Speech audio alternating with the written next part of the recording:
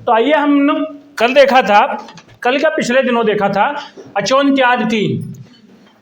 ये करता क्या है? टी संज्ञा करता है, अर्थात ये कौन सा सूत्र हुआ? संज्ञा सूत्र। ये करता क्या था?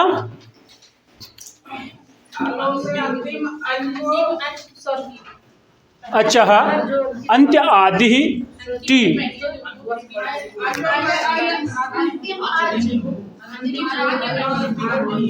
मनस है, इसको हम तोड़ के बताए थे, म अ न अ और स।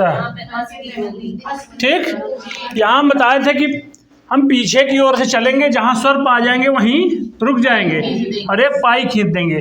तो ये इसको सीधा कर दीजिए, तो कौन सा अंग्रेजी भाषा में टी है।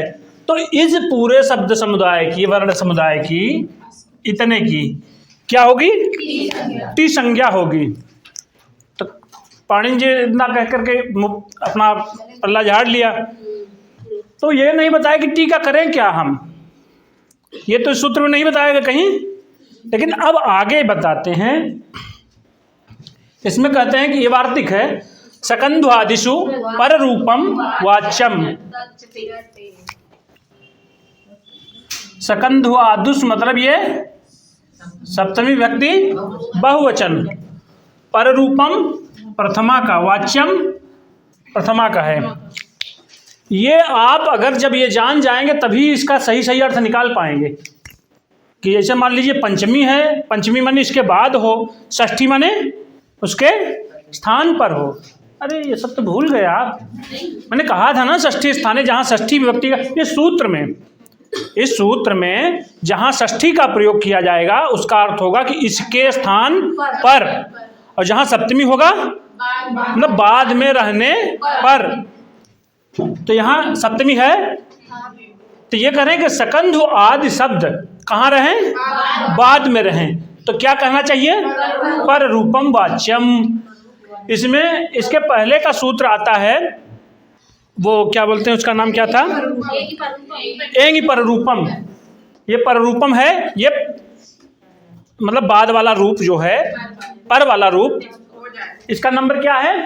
ये इसका 1664। ठीक, इसके बाद वाला जो ये तो वार्तिक है, इसका कोई क्रमांक नहीं है। तो ये मैंने इसमें यही बताए हैं कि सकंधु आदि शब्द बाद में हो तो क्या करना चाहिए? पर रूपम वाच्यम। इसके बाद है तच्चते है,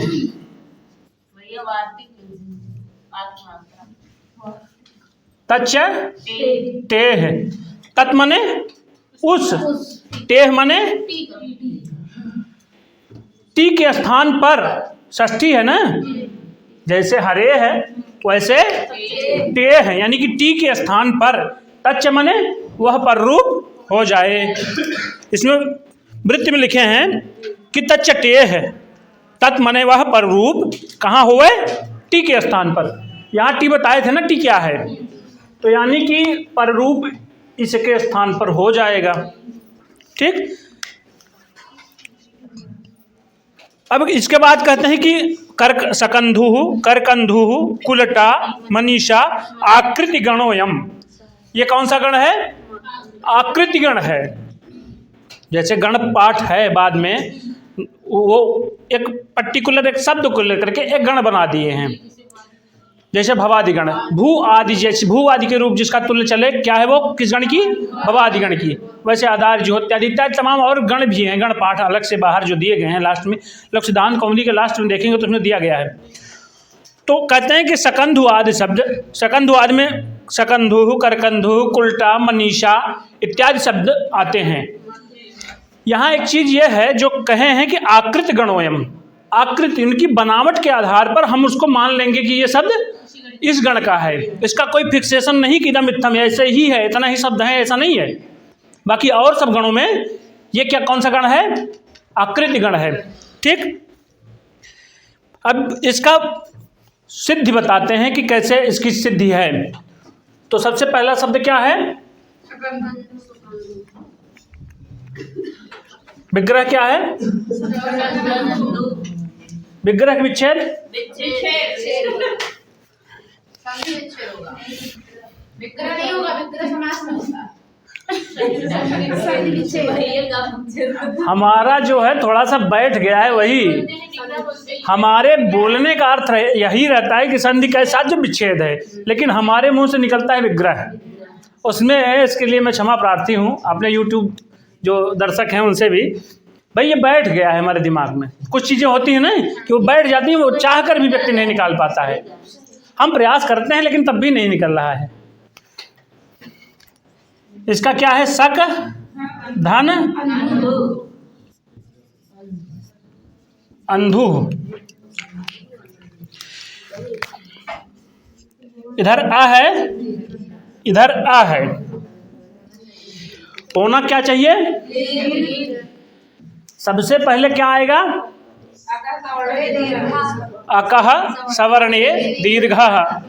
ये तो है कि आ है इधर, इसका सवर्णी आ इधर भी है। ये नहीं लगेगा कि अवर्णात अच परे पूर्व परयोर एको गुण आदेश स्यात्, ये नहीं लगेगा। क्यों हो सकता है सर ये भी? नहीं होगा, क्योंकि जब अकह सवर्णे कहा कि अक हो बाद में कोई सवर्णी हो तो इसलिए उसका निषेध हो जाता है।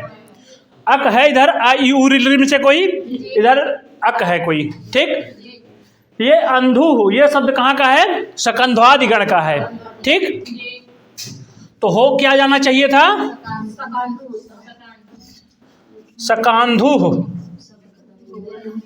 ऐसा शब्द कहीं प्रयोग में आया ही नहीं है, इसलिए ये प्रयोग असिद्ध है।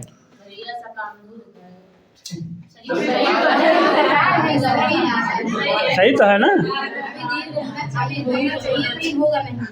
ये देखिए, इधर देखिए, इधर आ है, आ वर्ण के बाद क्या है?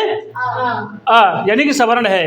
ये अंधु, ये शब्द किसके गण में आता है? सकंध्वादि गण में। तो कहता है कि इसमें टी क्या है? हाँ, एक चीज मैं कल नहीं बताया था, जैसे शक है, यही देखिए अंतिम अच से बाद जो व्यंजन हो उसी की टी संज्ञा होती है। लेकिन मान लीजिए जगह एक कई लड़कियां हो तब ओकर छोटका बड़का मझिलका कौन मान जाए? वही छोटका है, वही बड़का भी है, वही। तो इसलिए शक में जो आकार है इसकी क्या संज्ञा हो जाएगी? टी संज्ञा।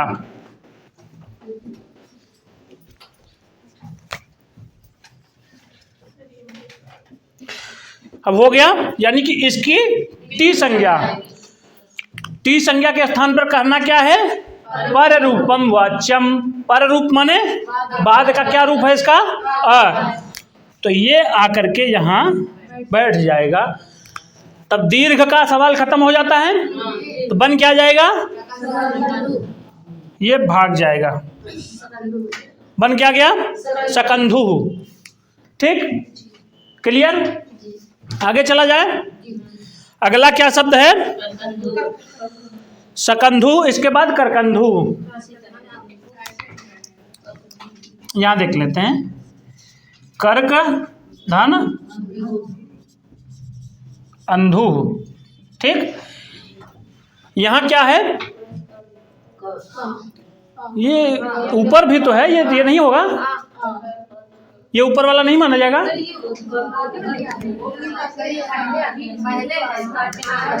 ये इसके तो पहले है, इसका तोड़ेंगे तो का र अ क है, तब आ है। तो कहे क्या है कि अंतिम अच के सहित जो बाद वाले व्यंजन हैं उनकी कौन सी संज्ञा हो जाए? टी संज्ञा। यानी ककारोत्तरवर्ती आकार की इसकी टी संज्ञा हो गई। तो टी संज्ञा होने पर करते क्या है कि टे है, यानी कि इस टी के स्थान पर पर रूपम वाच्यम, पर रूप वाच्यम, पर रूप कहा जाना चाहिए था। पर क्या रूप है? यही आ जाएगा। तो बन क्या जाएगा?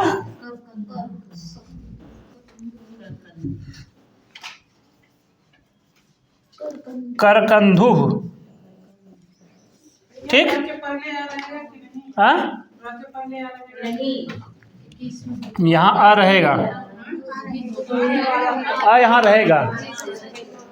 ये थोड़ी सी त्रुटि हुई, क के बाद अ, उसके बाद र क फिर आ है। ठीक है, तो जुड़ करके करकंधु बना। कैसे, किस नियम के तहत? सकंध्वादिषु पररूपम वाच्यम। ये पररूप कहाँ हुए इसको कौन बताता है? अचोन्त्यादि टी। टी के स्थान पर क्या हो जाए? पररूप वाच्यम। अब इस कहाँ? यहाँ आ नहीं लगेगा यहाँ। अच्छा, अरे इतना छोटा छोटा आप लोग देख लेते हैं, यही सही है, देखना चाहिए कि गलती कहाँ होती है। ठीक, आगे चलें। अगला शब्द क्या है? मनीषा। मनीषा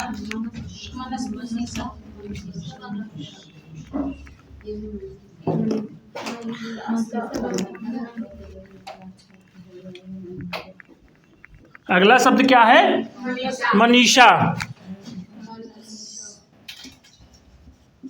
मनस धन ईशा। अब बताइए, यहाँ तो मामला फंस गया। होना क्या चाहिए था? मन शीशा होना चाहिए था, लेकिन बन क्या रहा है सही रूप? मनीषा। तो बताए हैं कि अचोन्त्यादि टी, अचो के मध्य में जो अंतिम अच है उसके बाद के जो व्यंजन है उसकी क्या संज्ञा हो गई? यानी कि अस की। तो बस यही हो गया, तो बस काम ही खत्म हो गया ना। कहें कि इसी टी के स्थान पर पररूप कर दीजिए, सारा मामला फिट हो गया। तो इधर क्या बचा था? म न, मनस हो गया, ईशा। अब ये यहाँ पे इस पे चला आ जाएगा, इस स्थान पे। इन दोनों, ये दोनों गायब हो जाएंगे, तो बन क्या जाएगा? मनीषा। ठीक, सिद्ध हो गया। मनीषा बने बुद्धि, जिसमें बुद्धि हो ऐसा। ठीक है, आगे चला जाए। अगला क्या है? इसी प्रकार से हलीशा, लांगलीशा और पतंजलि, ये शब्द पतंजलि बता देते हैं, मारतंडा भी बता देंगे। मारतंडा दो प्रकार से सिद्ध होगा। क्या बता रहे थे? पतंजलि ना, पतत धन अंजलि। तो कहते क्या है कि अचोन्त्यादि टी, इनमें टी किसकी होगी? इसके पहले प है, त है, पतत बन गया। इसके बाद अंजलि। तो इसी टी के स्थान पर बाद वाला बैठ जाएगा। बस कठिन क्या है इसमें? कहीं कुछ कठिन निकला? कठिन है ही नहीं है। हम जिस चीज़ को अपने दिमाग में बैठा देंगे कि अरे ये कठिन है, तो वो हमेशा के लिए कठिन ही रहेगा। जिस दिन से ये प्रण कर लेंगे कि नहीं ये हमारे लिए सरल है, और कठिन होगा तो कैसे आएगा नहीं। एक वहाँ आता है ना कि करत करत अभ्यास थे जड़मति होत सुजान, रसरी आवत जात ते सिल पर परत निशान। कुआं देखे आप लोग? देखे होंगे।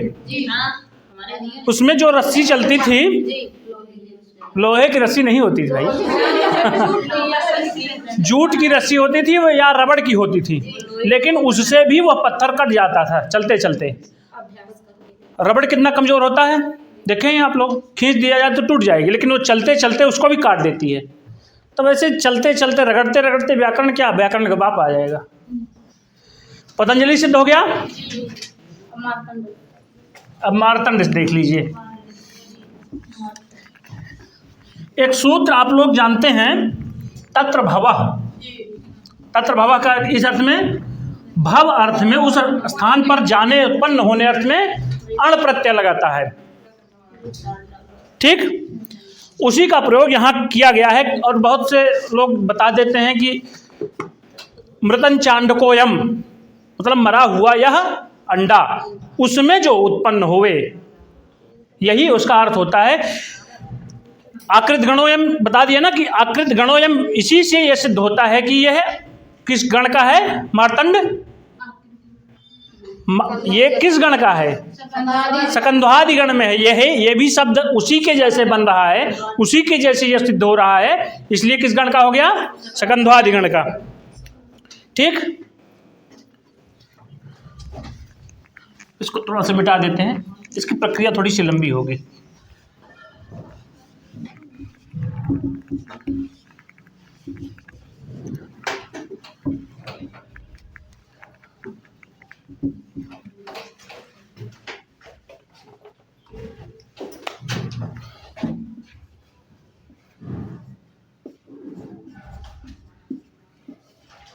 मार्तंड, मार्तंड का क्या अर्थ होता है, सूर्य। इस अर्थ में किससे इसका वो हुआ है, किस सूत्र से अण प्रत्यय हुआ है, तत्र भवः अर्थ में इस सूत्र से भव यानी उत्पन्न अर्थ में अण प्रत्यय हुआ है। जो जागत है सो पावत है, जो सोवत है सो खोवत है। ये पूरा याद है आपको, मैं बता देता हूँ। उठ जाग मुसाफिर भोर भई, अब रैन कहाँ जो सोवत है, जो सोवत है सो खोवत है, जो जागत है सो पावत है। ठीक है, आगे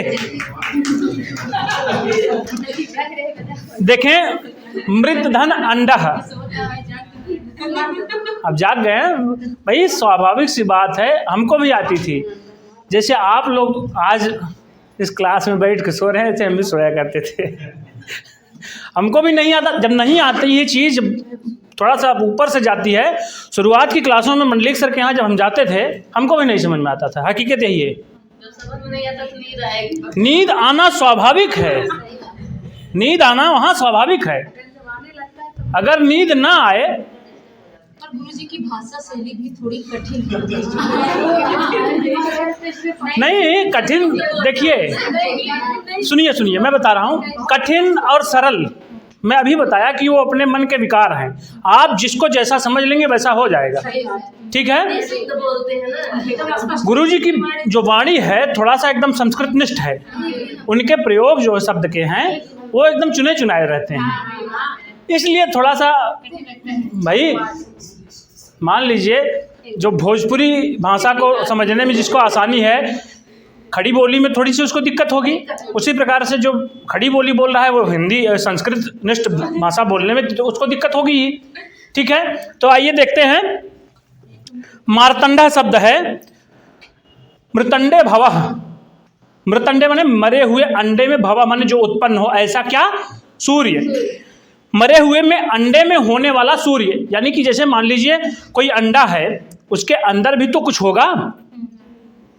जैसे ये कमरा है, कमरे को बाहर से बंद किया जाए तो इस कमरे में तो कुछ होगा। मान लीजिए नहीं कुछ दिख रहा है, लेकिन कुछ तो है वहाँ, हवा इत्यादि वगैरह। तो वैसे ये भी है, कहाँ चला गया।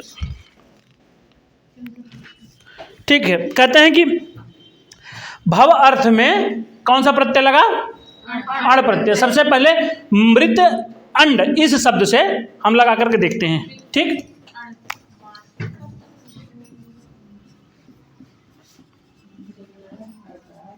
अंड। ठीक, इधर अ है, ये क्या है, टी संज्ञक है।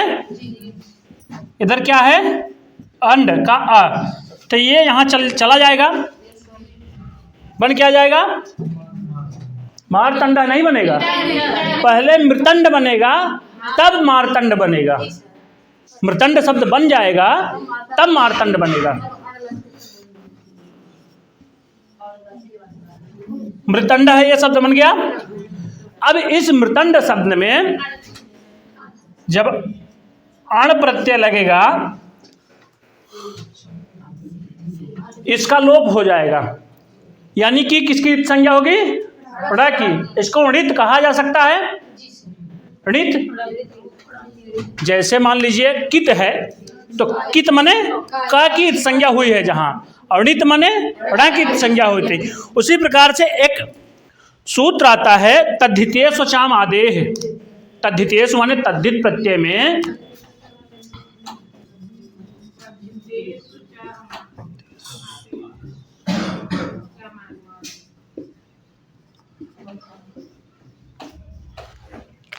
तद्धितेषु माने तद्धित प्रत्यय में माने परे रहते। मैंने बताया था कि यहाँ सप्तमी का प्रयोग हो उसको माने बाद में रहते हुए सप्तमी बहुवचन है। तो ये मृतंड शब्द से लगा है, तो ये तद्धित का प्रत्यय हुआ अण, ठीक। तो यानी कि ये बाद में है, यहाँ क्या है तद्धितेषु, यानी तद्धित प्रत्यय बाद में रहते। अचाम आदेह, इनमें से जो अच है, आदेह माने सबसे पहला, इसमें कौन कौन सा अच है देखिए। म है, री है, त है, अ है, ड़ है, ड है, अ है, ठीक। कितने स्वर हैं यहाँ? 1 2 3। एक से अधिक है अच, अचाम माने अचों में आदेह जो पहला है उसकी क्या हो जाए? वृद्धि, वृद्धि हो जाए। री की वृद्धि क्या क्या है? कैसे जाने? री की वृद्धि क्या क्या है?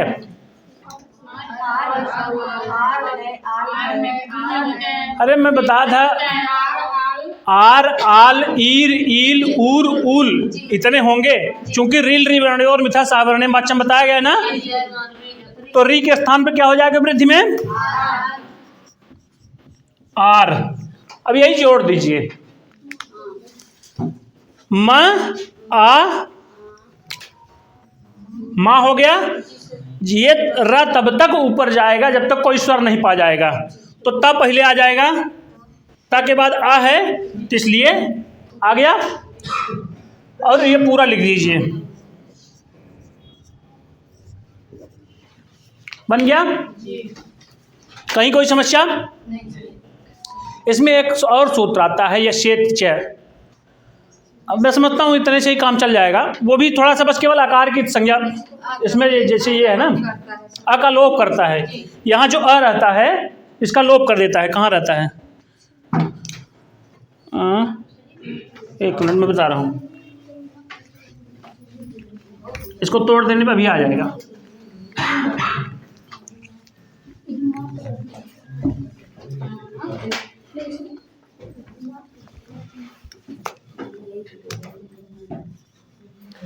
ये है ना, इसके बाद अंडे के बाद आ है ना, ये आ है, ये आ है, तो क्या हो जाना चाहिए? क्या समझे? दीर्घ।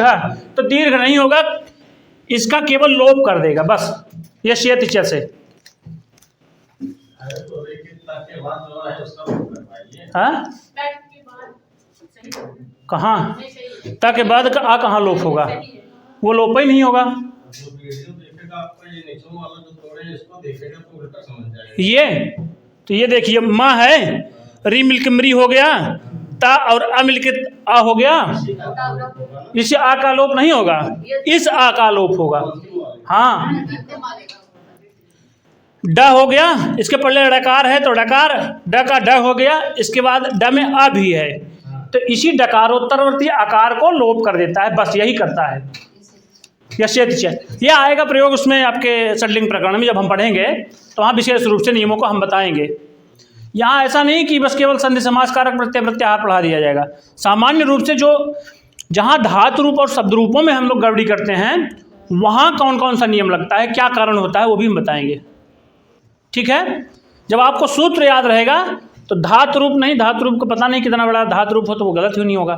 सर इसका विच्छेद ऐसे होगा, दोनों जैसे म है, री है, री तो ऐसे लगेगा ना, उसके बाद ता है, ता में आ है, डकार है, आधा ड है, फिर डकार है, ड में आ है, यही है ना, इसी का छेद दिशा से लोप हो जाएगा। इसका यस्येत च से इसका लोप हो जाएगा। और ये जो सूत्र है,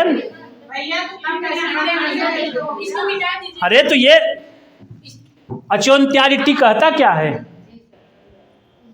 अचोन्त्यादिटी कहा क्या है, यहाँ लोप हो जाएगा तो बाद में अंडा का आ है, तो ये तो इधर चला आएगा। तभी पर रूप हो जाएगा। रुकिए फिर से बताता हूँ।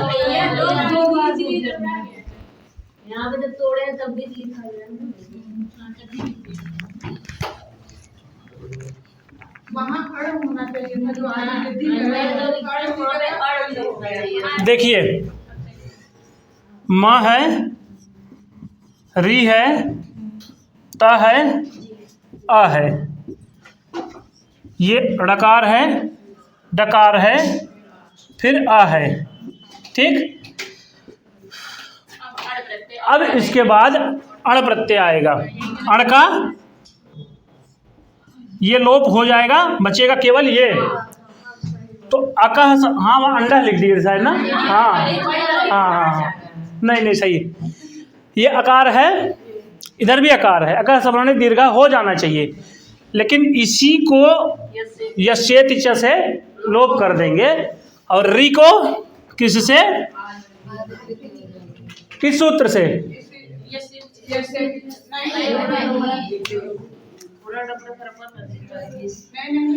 तद्धिते स्वचाम आदेह, अभी सूत्र यहाँ लिखा गया है, तद्धिते स्वचाम आदेह। तद्धितेश माने तद्धित प्रत्यय परे रहते, तद्धित प्रत्यय का बाद में है प्रयोग। फिर उसके बाद अचाम आदेह, इन अचों में से जो आदि अच कौन है, री है, तो इसी को वृद्धि कर दी जाए। बस वृद्धि माने आर हो जाए, ठीक। तो बस केवल ये आर हो जाए तो बन क्या जाएगा, पूरा जोड़ देंगे तो बन क्या जाएगा, मारतंड। सही हो गया, आगे बढ़ा जाए।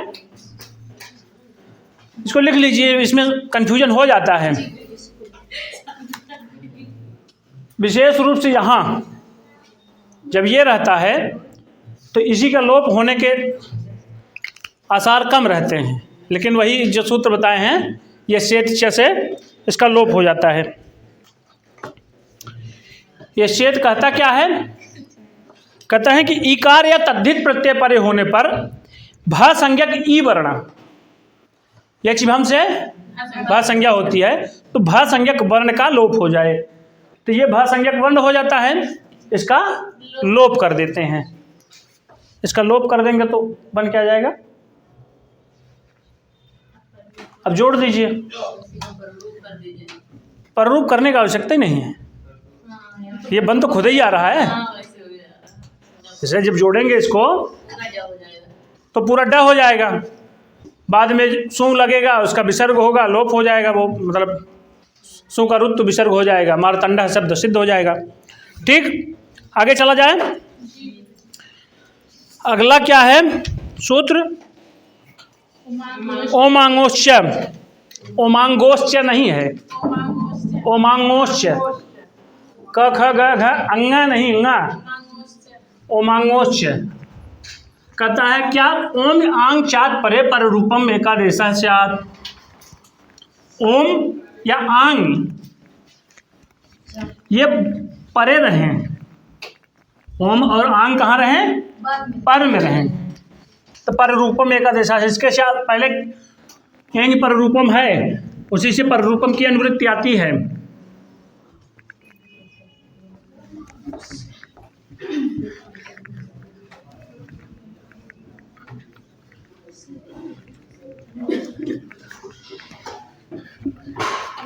स्मार्ट बोर्ड होता तो इतना समय न लगता हमको मिटाने में। आएगा, अवसरानुकूल आएगा, ठीक है। कहते हैं कि ओम आंगोश्च,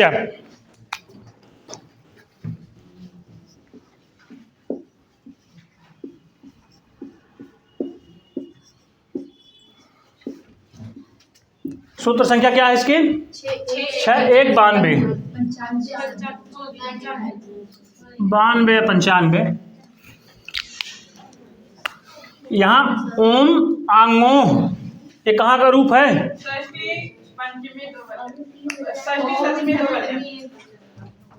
ओम या आंगो? सप्तमी विभक्ति द्विवचन का है। क्यों? क्योंकि ओम और आंग कहाँ रहे? बाद में रहे। सप्तमी का अर्थ यहाँ लिया जाएगा ना, यानी कि वो च से क्या ग्रहण करेंगे? और माने इसके पहले जो सूत्र क्या है?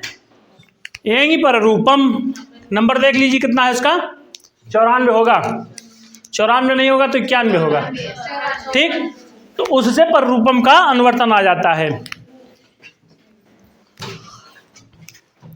यानी कि ये है, इधर ओम रहे या आंग रहे तब पर रूप होगा, लेकिन कब? इसके पहले क्या रहे? अवर्ण रहे। इधर अ रहे, इसके बाद ओम और आंग रहे। ठीक, ये किसका अपवाद है? पर रूप का अपवाद है। पर रूप तो कर ही रहा है।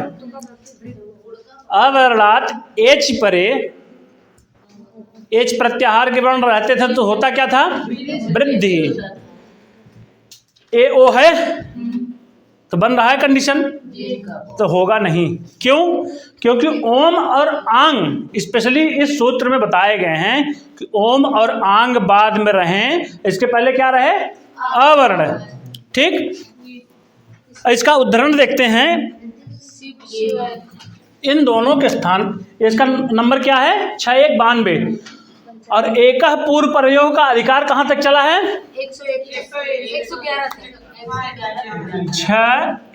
111 तक।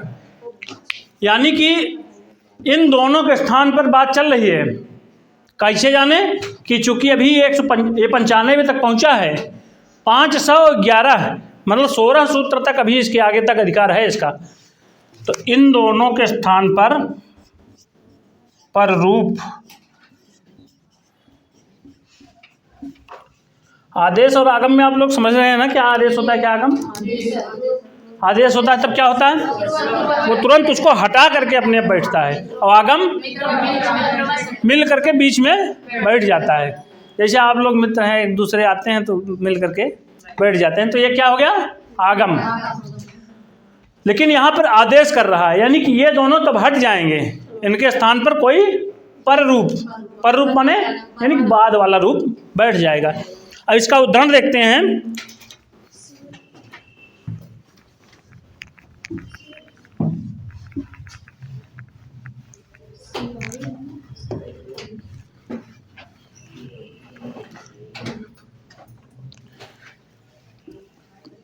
कहते हैं कि शिवाय ओम नमः।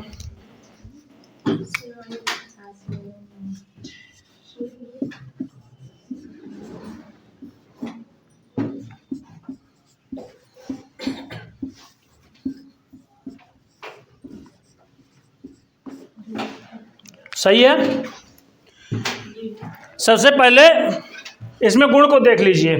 अवर्ण है अच परे, बाद में है स्वर, तो क्या हो जाए? गुण हो जाए। अवर्णात अच परे, पूर्व परयो एका गुण आदेश।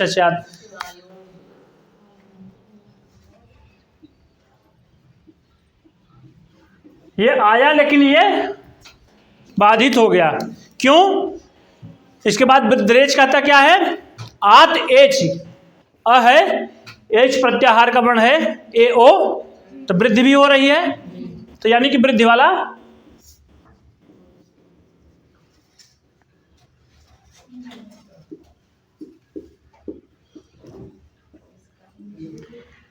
ये भी डिनाई होगा। क्यों? इसके कारण कहता है कि ओम हो या आंग हो बाद में, तब क्या हो जाए? पर रूप हो जाए। इसलिए ये दोनों सूत्र कैंसिल हो गए। फिर उसके बाद जब ये लगता है इधर आ है, समझ में आ रहा है ना? लोड न लीजिए, नहीं आएगा 10 बार बताएंगे, 10 बार जिसको नहीं आएगा तो फिर 11वीं बार में बताएंगे, उसके बाद बताएंगे, टेंशन न लीजिए। आ है इधर, यकार उत्तरवर्ती आकार है, इधर ओम है। इधर ओम की बात कहे हैं तो कहते हैं कि आ के बाद ओम या आंग हो। आंग यहाँ नहीं है, आंग का दूसरा अभी जो आएगा उसमें आएगा। तो आ उसके बाद ओम है, तो दोनों के स्थान पर क्या हो जाए?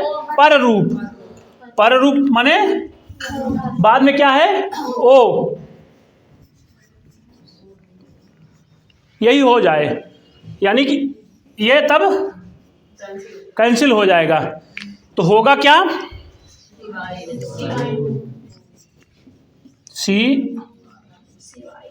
शिवायो धन नमः।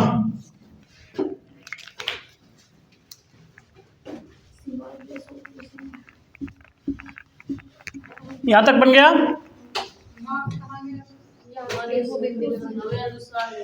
ये अभी आएगा शिवा, इसके साथ साथ आया ना। पर रूप माने बाद वाला आदेश हुआ है तो मकार भी तो रहेगा, ठीक। फिर उसके बाद कहते हैं कि शिवाय उन्मा, ये बन गया। ये इसको जो है एक अभी सूत्र आया था, हम पहले बताए थे, कौन सा?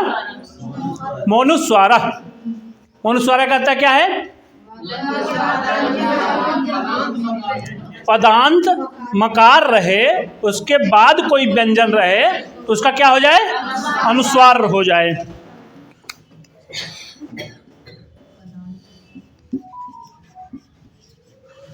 म को कहाँ चला गया? ये हो गया नम, यथावत बना रहा।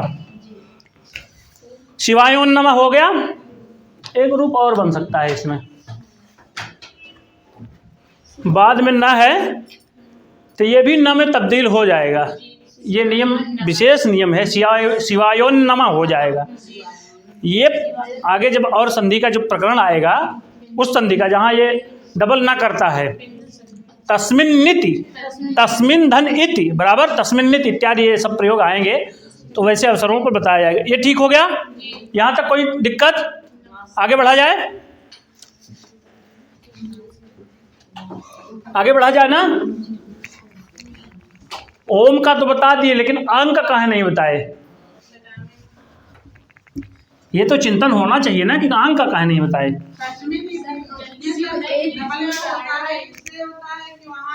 दूसरे सूत्र से, वो दूसरे सूत्र से।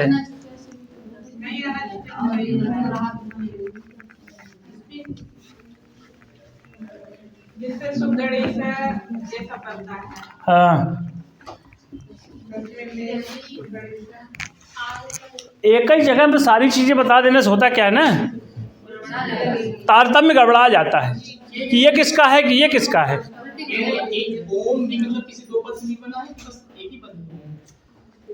ओम ये किससे मिलकर बना है? आ धन ऊ बराबर ओ, मकार है ही है बाद में, तो मेरे समझ से तो ऐसे ही बनेगा। हाँ,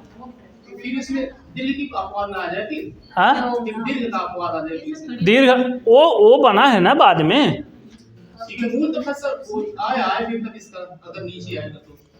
ओम पर्टिकुलर शब्द बताए हैं ना यहाँ, आप इसको तोड़ करके थोड़ी लिख सकते हैं। आधन उ ऐसे थोड़ी लिख सकते हैं। यहाँ पर्टिकुलर ओम और आंग इन दोनों की बात की गई है, ठीक है। अगला सूत्र क्या है? अंतादिवच्य।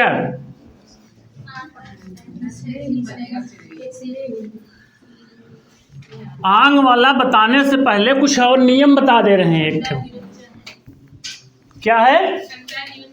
अंतादिवच्य।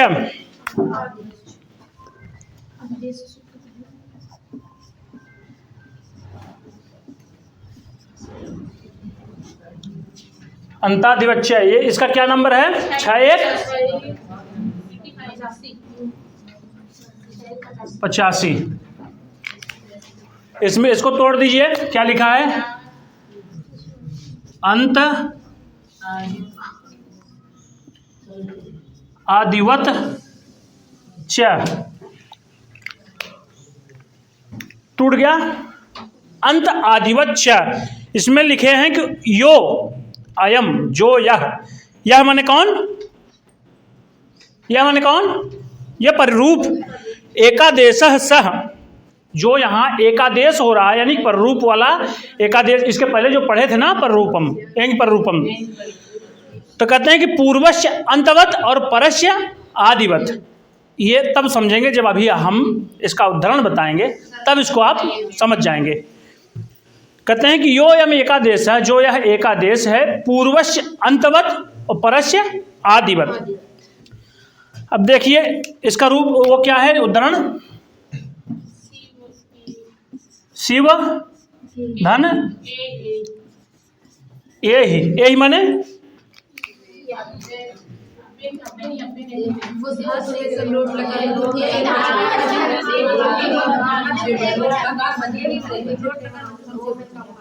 किस किस धातु का है?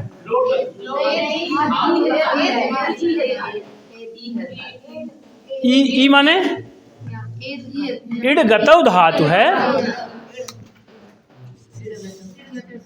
इड गतौ का बत्ता क्या है? केवल ई।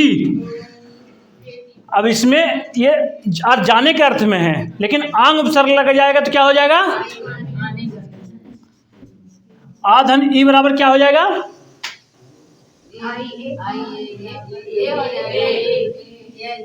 ए, और ये ए ही माने आओ।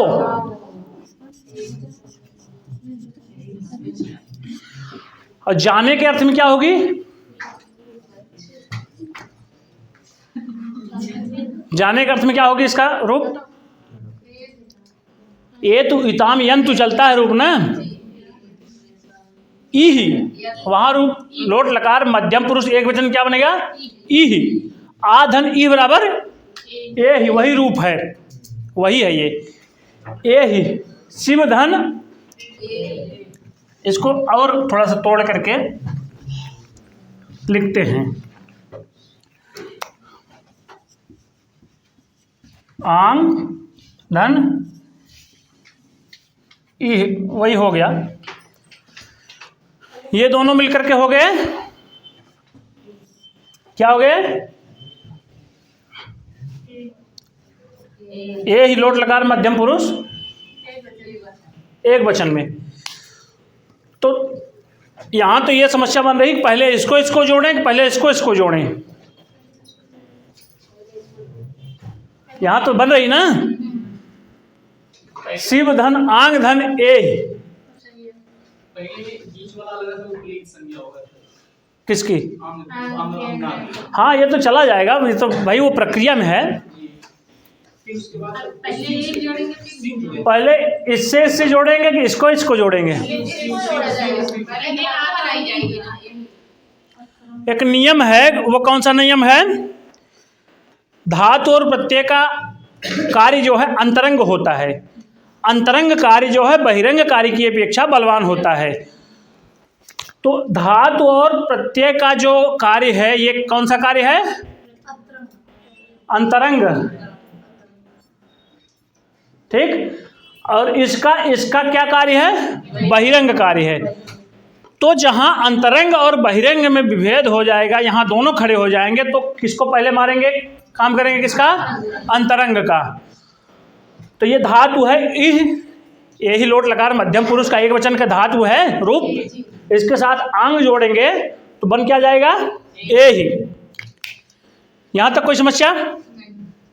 किसी को समस्या तो बता दीजिए, नहीं तो फिर से बताएं, फिर से देख लीजिए। ये इड गतौ धातु का लोट लकार मध्यम पुरुष एक वचन में क्या रूप है? एतु इताम यंतु इह इतम इत। तो इह है लोट लकार मध्यम पुरुष, इसका अर्थ है जाओ।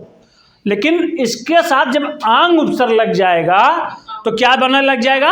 आओ। तो उसका रूप ए ही, ठीक।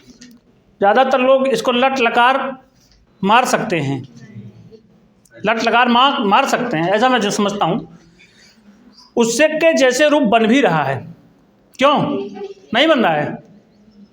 यही माने जाओ भाई, कन्फ्यूजन तो राम के रूप में भी हो सकता है, ये तो ईड़ धातु है।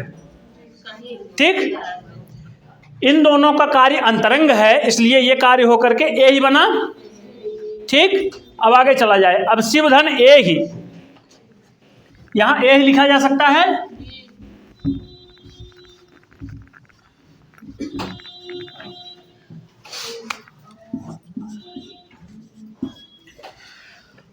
अब आ गया, अब यहां आंग लग रहा है, यहां लग रहा है कि नहीं आंग?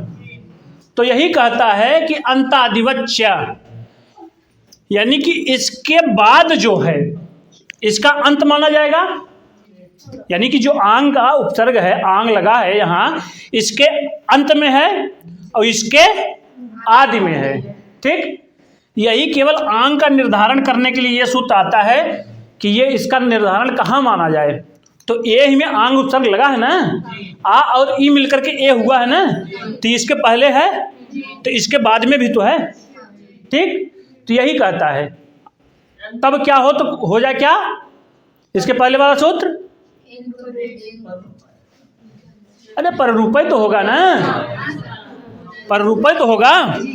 इसका कितना है? 6 1 82 अंतादिवच्य, और वो उसका अधिकार कहाँ तक चला है? 1 1 1 तक, यहाँ तक चला है। इसके पहले की बात है भी। तो इन दोनों के स्थान पर क्या आदेश हो जाए?